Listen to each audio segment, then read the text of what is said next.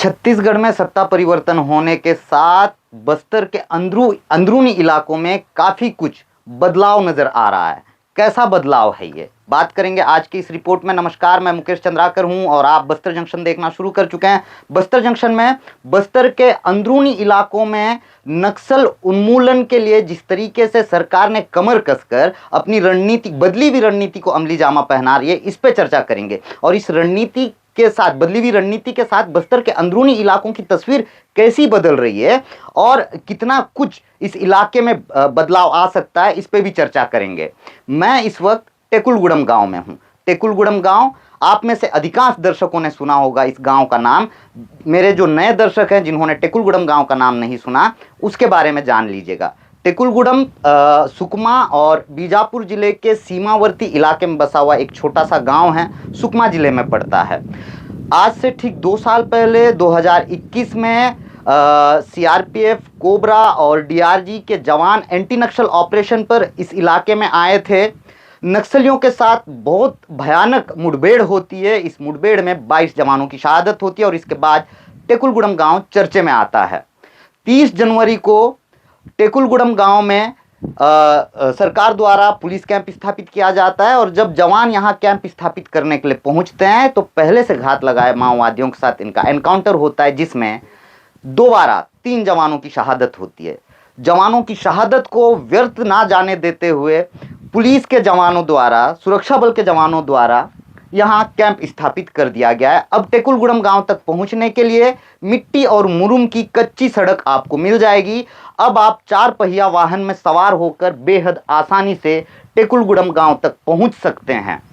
फिलहाल जो सड़क का निर्माण कार्य है वो बेहद तेजी से चल रहा है। उसके साथ ही जिस जगह कैंप स्थापित किया जा रहा है, यहाँ इंफ्रास्ट्रक्चर बड़ी तेजी से तैयार किया जा रहा है। अंदर जवानों के रहने के लिए, आराम करने के लिए बैरक का निर्माण कार्य चल रहा है। वहीं चारों तरफ कैंप की सुरक्षा के लिए जहां जवानों की तैनाती की जाती है, मोर्चा, इसका निर्माण कार्य करवाया जा रहा है। आपको बता दें कि जब भी एक कैंप स्थापित किया जाता है तो इस कैंप को स्थापित करने के लिए 1000 से 1500 जवानों को इस इलाके में तैनात किया जाता है। जवानों की टुकड़ी उस जगह पर रहती है जहां पे कैंप खोला जाना है। इतना ही नहीं बल्कि उस जगह से करीब 3 से 4 किलोमीटर के दायरे में सशस्त्र हथियारों से लैस होकर, अत्याधुनिक हथियारों से लैस होकर जवान तैनात रहते हैं। कहीं किसी तरह की चूक जवानों से ना हो जाए और नक्सलियों के बंदूक से निकली हुई गोली कहीं उनके सीने को चीर ना ले, कहीं वो जवान शहीद ना हो जाए। इस वजह से ये जवान 24 घंटे चौकस रहते हैं, इस इलाके में चौकन्ने रहते हैं। अब देखिए, सड़क निर्माण कार्य होने के साथ यहाँ हेलीपैड का निर्माण कार्य भी चल रहा है। हेलीपैड का साइज देखकर मुझे यह लगता है कि ये इस हेलीपैड को नाइट लैंडिंग के लिए भी इस हेलीपैड का निर्माण कार्य करवाया जा रहा है। नाइट लैंडिंग इस वजह से ज़्यादा जरूरी हो जाता है इस इलाके में क्योंकि कईयों बार कई ऐसी वारदातें रात में घटित हो जाती हैं जिसमें जवान जख्मी हो जाते हैं और घायल जवानों को बेहतर उपचार के लिए तत्काल रायपुर रेफर करना पड़ता है। तो ऐसे में यहाँ नाइट लैंडिंग की व्यवस्था करवाई जाती है, साथ में बैकअप भी पहुंच जाए। आधी रात को यदि नक्सलियों द्वारा किसी तरह का कोई एनकाउंटर किया जाता है, बैकअप पहुंचाना हो तो हेलीकॉप्टर के माध्यम से भी बैकअप यहां पहुंचाया जाता है। सड़क बनने के साथ, कैंप स्थापित होने के साथ इसके कुछ जो दुष्परिणाम हैं वो भी गिना दूं। इससे पहले तो मैंने आपको फायदे कई गिनाए हैं। मैं यहाँ पहुंचा और देखा कई सारे पेड़ कटे हुए हैं। इस तरह के पेड़, 1000 से अधिक पेड़ जो है काटे जा चुके हैं पूरे इलाके में। सड़क जहां तक ये सड़क टेकुलगुड़म से होकर पुवर्ती तक पहुंची है। पुवर्ती की भी पूरी कहानी मैं आपको बताऊंगा मेरे अगले रिपोर्ट में, देखिएगा जरूर।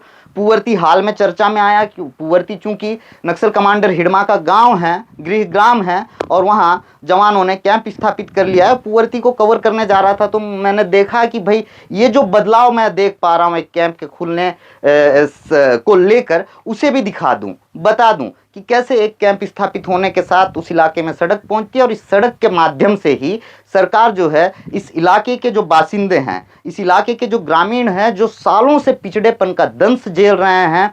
आपको बता दें कि इस इलाके के ग्रामीणों को हम जो बुनियादी सुविधाएं हैं हमारी सरकारों ने आज़ादी के 7 दशक बाद भी नहीं मुहैया करवा पाया है।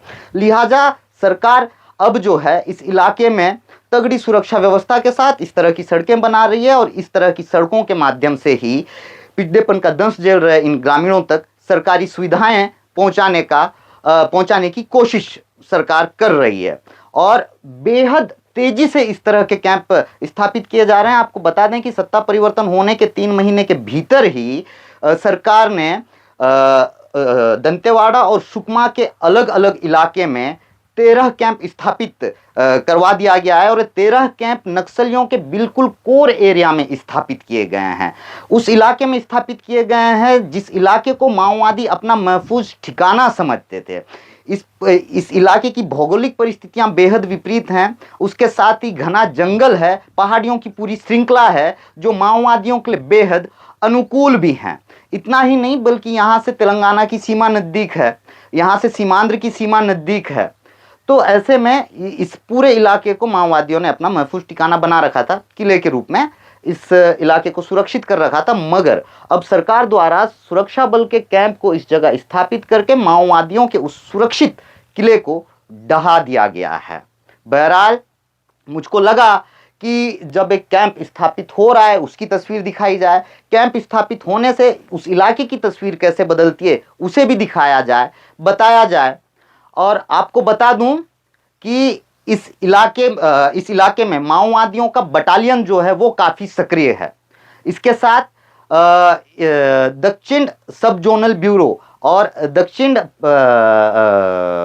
दंडकारण्य स्पेशल जोनल कमेटी के भी जो सक्रिय सदस्य हैं माओवादियों के, वो भी इस इलाके में काफ़ी सक्रिय रहते हैं। ऐसे में इस इलाके में कैंप जिस तेज़ी से खोले जा रहे हैं उससे ये कहना बिल्कुल भी अतिशयोक्ति नहीं होगी कि सरकार ने माओवादियों के ताबूत में पहली कील तो ठोक दी है। आज के मेरे इस रिपोर्ट में इतना ही। आपसे मुलाकात होगी मेरी अगली रिपोर्ट में। मुझको दीजिएगा इजाज़त। धन्यवाद।